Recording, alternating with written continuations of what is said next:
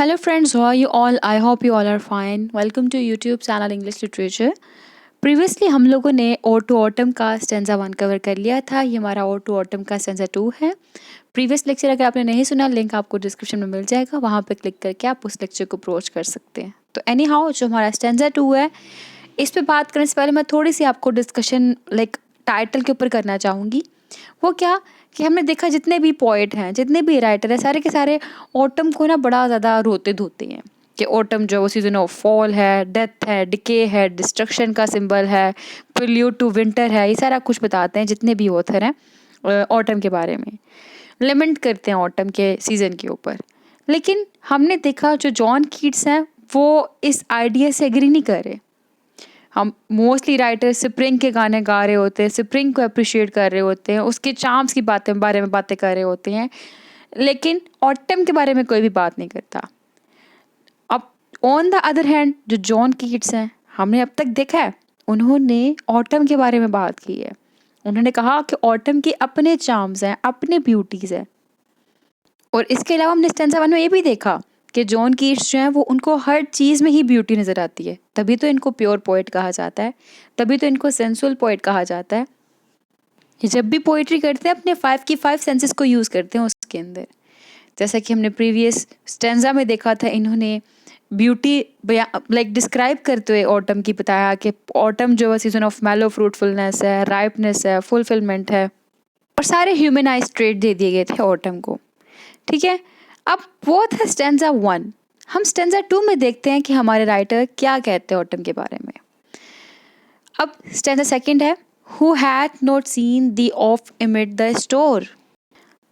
Stanza 2 जो है, ध्यान से सुनना, सारा ही बहुत ज़्यादा इंपॉर्टेंट है, बहुत इंपॉर्टेंट स्टेंजा है, क्योंकि यहाँ पे ये ऑटम को पर्सोनिफाई करने वाले लिविंग बॉडी से। ठीक है, पर्सोनिफिकेशन क्या होता है मैंने पहले भी बताया था कि जब नॉन लिविंग को लिविंग की क्वालिटी दे दी जाए उसको पर्सोनिफिकेशन कहते हैं। जैसे कि दरख्त कभी नाचता है? नहीं ना, मैं कह दूँ दरख्त नाच रहा है, तो इट मीन्स क्या है, मैंने नॉन लिविंग को लिविंग की क्वालिटी दे दी। ठीक है, अब यहाँ पे देखें, यहाँ पे सारी ही पोएम पर्सोनिफिकेशन बेस्ड है। यहाँ पे जो लिविंग बॉडी की क्वालिटी है वो दी जाएगी पूरे ऑटम के सीजन को।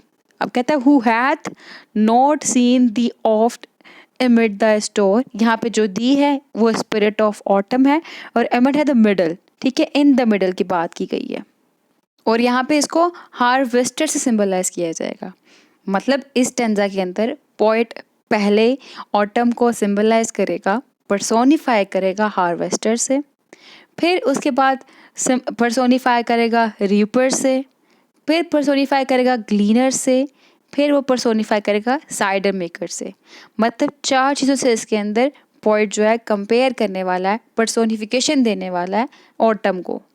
तो अभी हम जो स्टार्टिंग की लाइन देखने वाले हैं वहाँ पे वो हम लोगों को एज अ फार्मर नज़र आएगा, एज अ हार्वेस्टर नज़र आएगा। कौन? ये सीजन कौन सा? ऑटम का।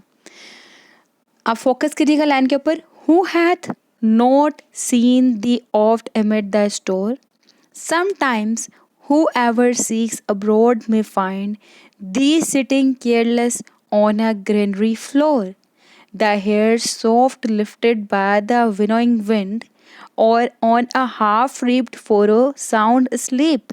अब यहाँ पे देखें, साउंड asleep सोया हुआ है, और सोया कौन हुआ है? हमारा फार्मर। और हमारा फार्मर कौन है? हमारा हार्वेस्टर कौन है? हमारा ऑटम का सीजन। अब यहाँ पे वो इन लाइंस के अंदर कह रहा है सिटिंग केयरलेस, बगैर किसी परवाह के बैठा हुआ है। कौन? हमारा ये मौसम एज अ हार्वेस्टर। और स्टार्टिंग कर रहा है क्वेश्चन से कि who had not seen the oft एमिड the store, कि क्या यहाँ पे कोई पर्सन ऐसा है जिसने तुम्हें ना देखा हो, और बता रहा है कि कहाँ तुम बैठे हुए हो। तुम बिल्कुल ही करीब ग्रीनरी जो है ना वहाँ पे बैठे हुए हो। और इट मीन्स यहाँ पे कहा जा रहा है कि autumn can be seen by everyone.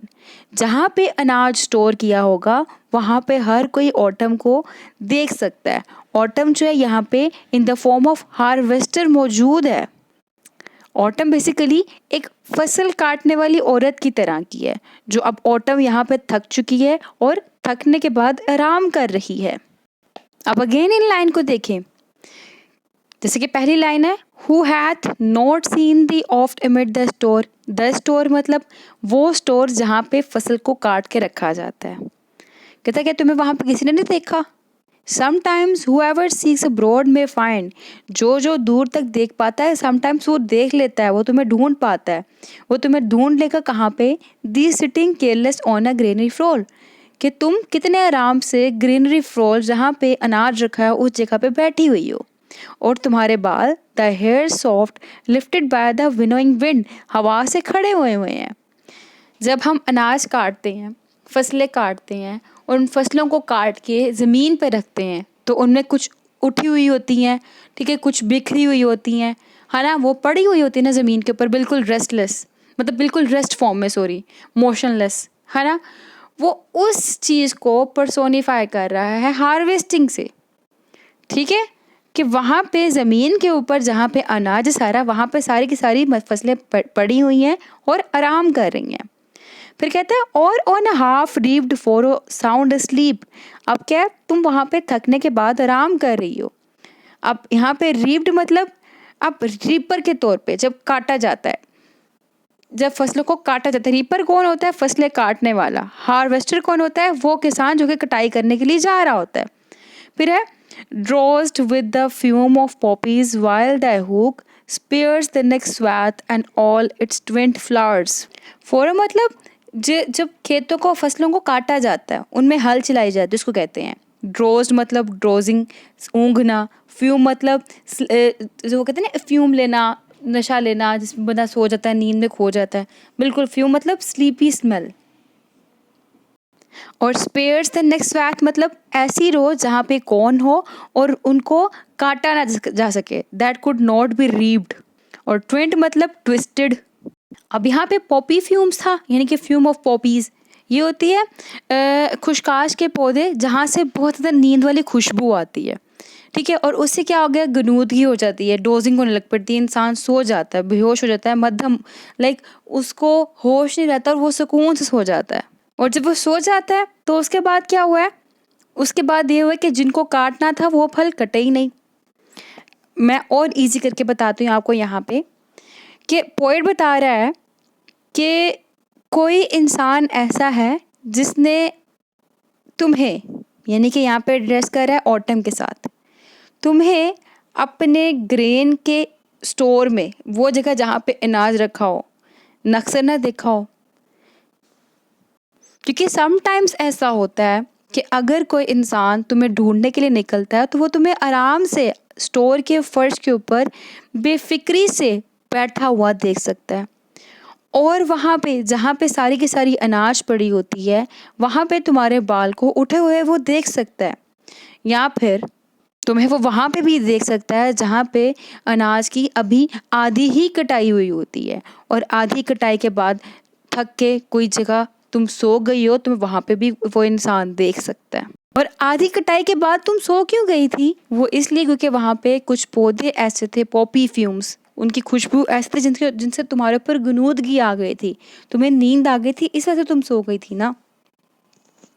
और जब तुम्हें नींद आई, तुम सो गई, तुम्हारे सोने से क्या हुआ, तुम्हारे सोने से जब कटाई होनी थी फसलों की, जिसके अंदर फसलों की एक लाइन, जिसके लिए यहाँ पे स्वाथ का वर्ड यूज़ किया गया, फसलों की एक लाइन, और उसके साथ लिपटे हुए तमाम फूल कटने से बच गए थे। अब लिपटे हुए मतलब यहाँ पे जो ट्विस्टेड का वर्ड यूज़ किया गया था वो सिम्बलाइज कर रहा है लिपटे हुए को, कि जब तुम सो गई थी तो तुम्हारे सोने से जो फसलों की एक लाइन थी वो, और जो तुमसे मिले हुए जुड़े हुए फूल थे वो सब के सब कटने से बच गए थे। ये तो हुआ जी उसके सोने से, कि सोने से कुछ जो अनाज थे, कुछ फूल थे, वो काटे नहीं गए। लेकिन उसके बाद कहता है poet, and sometimes like a gleaner thou dost keep steady the laden head across a brook. कहते हैं समटाइम क्या होता है, तुम एक ग्लीनर की तरह काम कर रही होती हो, एक फसल काटने वाले की तरह काम कर रही होती हो, और सारी फसल काट के अपने सर के ऊपर रख के तुम एक नदी के किनारे से गुजर रही होती हो, सर के ऊपर रख के। और by a cider press with patient look the watches the last oozing oars by oars। और समटाइम क्या होता है, तुम तो एक साइडर मेकर की तरह, साइडर मेकर कहते हैं जो, साइडर प्रेस कहते हैं जो कि जूस निकालने वाली औरत होती है, ठीक है, सेबों का रस निकालने वाली। तो कहते हैं बाज़ दफ़ा तुम तो एक साइडर प्रेस की तरह, यानी कि एक सेबों का रस निकालने वाले प्रेस के करीब बिल्कुल बैठकर बड़े सब्र के साथ घंटों तक निकलने वाले रस को देखती रहती हो, और तुम घंटों तक निकलने वाला रस निकाल भी रही होती हो, ठीक है। तो यहाँ पे क्या किया गया, यहाँ पे उसको यानी कि ऑटम को पर्सोनिफाई किया गया नंबर 1 हार्वेस्टर से। और जब इसने हार्वेस्टर से पर्सोनिफाई किया तो कहा गया कि तुम एक हार्वेस्टर की तरह हो जो फसलों को अलहदा करती हो, और फसलों को अलहदा करके बाद में तुम एक रीपर की तरह काम कर रही होती हो। रीपर मतलब पहले हार्वेस्टर, हार्वेस्टर मतलब वो किसान जो कि फसलों में कटाई के लिए जाता है, और फसलों में जब वो कटाई के लिए जाता है तो उसका काम क्या है, सारे गंदम को, सारे अनाज को काट के अलग करना, और काटने से पहले वो उनको अलग करता है। वो जो अलग करने वाला प्रोसेस है, कहता है तुम वो वाले प्रोसेस से गुजरती हो, यानी कि पहले तुम एक हार्वेस्टर के तौर पे एक्ट करती हो, सारी फसलों को तुमने अलग कर लिया, और अलग करने के बाद जब तुम थक गए तो तुम थक थक के वहीं पे ही सो गई, और जो भी वहाँ से गुजर रहा होगा तुम्हें आराम से देख रहा क्योंकि तुम सोई हो। और तुम सोई क्यों थी, तुमने वहाँ पे फ्यूम ऑफ पॉपीज स्मेल कर लिए थे, ठीक है, पॉपीज की जो खसखस की जो खुशबू होती है ना, उससे नींद आती है, तुमने उसको स्मेल कर लिया था। लेकिन अब तुमने जब हार्वेस्टर वाला काम कर लिया, तुम हार्वेस्टर के तौर पे अपेयर हुई, तो इसके बाद तुम रीपर के तौर पे भी नज़र आती हो। और वो रीपर किस तरह से, तुम हार्वेस्टिंग के बाद रीपिंग कर रही होती हो, तुम कटाई कर रही होती हो, और तुम कटाई करती क्या हो, तुम वहाँ पे जो ट्विस्टेड फ्लावर्स होते हैं उनको काटना भूल गई क्योंकि तुम सो गई थी, और तुमने एक लाइन के जो फल थे वो भी काटना भूल गई, ठीक है, एक लाइन के फल काट लिए और कुछ फूलों को काट दिया, और कुछ फूल रह गए और कुछ लाइन्स के जो अनाज थे वो रह गए, क्योंकि तुम्हें नींद आ गई थी पॉपीज की फ्यूम की वजह से। और इसके बाद जब तुम्हारी कटाई कंप्लीट हुई, तुम बाज़ औक़ात क्या कर रही होती हो, तुम अपनी कटाई करने के बाद एक ग्लीनर की तरह काम कर रही होती हो। ग्लीनर मतलब जो सारी जो फसलें वगैरह गिरी हुई होती है ना, उनको उठाना, उनको उठा के साफ़ करना। तुम वो फसलें उठा के काट के सर के ऊपर रख के क्या नदी नालों के किनारों से गुजर रही होती हो, ठीक है। फिर उसके बाद कभी कभी तो तुम साइडर प्रेस की तरह भी काम करती हो जो कि जूस निकाल रही होती है सेबों का घंटों घंटों तक। क्लियर। तो हमने देखा इस स्टेंजा के अंदर ये पोइट जो है उसको ह्यूमन ट्रेट्स दे रहा है, यहाँ पे ये पर्सोनिफाई करा ऑटम को एक वुमेन के साथ। फर्दर मोर हमने देखा इसने इसके अंदर 4 कैरेक्टर दिए हैं ऑटम को। फर्स्ट कैरेक्टर था जिसके अंदर हार्वेस्टर का, दूसरा कैरेक्टर था इसके अंदर रीपर का, रीपर REAPER। फिर है थर्ड कैरेक्टर इसके अंदर ग्लीनर का, GLEANER। फिर फोर्थ कैरेक्टर जो था इसके अंदर वो है साइडर प्रेसर का, CIDERPRESSER। तो ये 4 कैरेक्टर प्रेजेंट कर दिए इसने ऑटम की फॉर्म में, यानी कि पर्सोनिफिकेशन यूज़ की। और दूसरा यहाँ पे हमने देखा इसने ऑटम को एज ए वुमेन प्रेजेंट किया। तो कितनी खूबसूरत पिक्चर दी है इसके अंदर कि एक किसान बैठा हुआ है मोशनलेस एक अनाज घर के अंदर, फिर उसके बाद वो किसान जो है एक हार्वेस्टर के तौर पे जब बैठा हुआ था तो उसके बाल खड़े हो गए हवा की वजह से। फिर कुछ देर बाद वो किसान जो है वो क्यों सोया था, उसको नींद आ गई, क्यों, क्योंकि उसने पॉपीज़ की स्मेल को सूंघा था और उस पॉपीज़ की स्मेल उसके ऊपर इफ़ेक्ट हुआ जिससे वो बिल्कुल डोजिंग करने लगा और सो गया। फिर वो उठा और उसने उठ के सारी कटाई करना शुरू कर दी। जब वो कटाई करने के लिए दिखाया गया यहाँ पे तो वो कौन बन गया, एक औरत बन गया, यानी कि पहले किसान दिखाया गया फिर वो एक औरत बन गया। और कटाई करके क्या किया उसने, जो भी बिखरे हुए अनाज थे उन सबको बांधा, कलेक्ट करके सर के ऊपर रखा और नदी नालों से गुजरने लग पड़ा। ठीक है, जब वो नदी नालों के पास से गुजरी है वो औरत, फिर उसके बाद क्या हुआ हमें दिखाया गया कि ये फार्मर जो है एक साइडर प्रेस के बिल्कुल पास बैठा हुआ है, जहाँ पे वो एक के बाद एक जो है सेबों का जूस निकाल रहा है और उसको एक के बाद एक जो है वो पी रहा है, ओस कर रहा है उनको ड्रॉप बाय ड्रॉप। और वो ऐसा करते हुए घंटों तक देखता जा रहा है और ऐसा करते हुए घंटों तक वक्त गुजारता जा रहा है। और यहाँ पे हम लोगों को जो ऑटम है बिल्कुल स्प्रिंग की तरह बहुत ज़्यादा फुल ऑफ ब्लेसिंग लग रही है, कि ब्लेसिंग से भरी हुई है। That's all. तो यहाँ पे जो राइम स्कीम पोइट ने यूज़ की गई है वो है, हम लोगों को नज़र आती है स्टोर, फाइंड, फ्लोर। ए है, फिर बी है फाइंड, फिर फ्लोर है हमारे पास ए, फिर विंड है फाइंड के साथ, फाइंड वाइंड बन रहा है बी, फिर उसके बाद है स्लीप सी, फिर हुक डी, फिर फ्लावर्स ई डिफरेंट है, फिर स्लीप और कीप सी हो गया, फिर हुक और ब्रुक और लुक हमारे पास डी और डी हो गया, और उसके बाद हमारे पास फ्लावर्स और ऑर्स ई हो गया। तो हमारे पास इसकी राइम स्कीम हो गई जी A B C D D E. ठीक है, ये इसकी राइम स्कीम हो गई। तो ये हमारा सेकंड स्टैंजा भी हो गया। नेक्स्ट वीडियो के अंदर हम लोग इसका थर्ड स्टैंडर्ड डिस्कस करने वाले हैं। दुआओं में खास याद रखिएगा। वीडियो पसंद है वीडियो को लाइक भी करिएगा, हमारे चैनल को सब्सक्राइब करना मत भूलिएगा। Thank you for watching this video. Stay tuned with us, take care.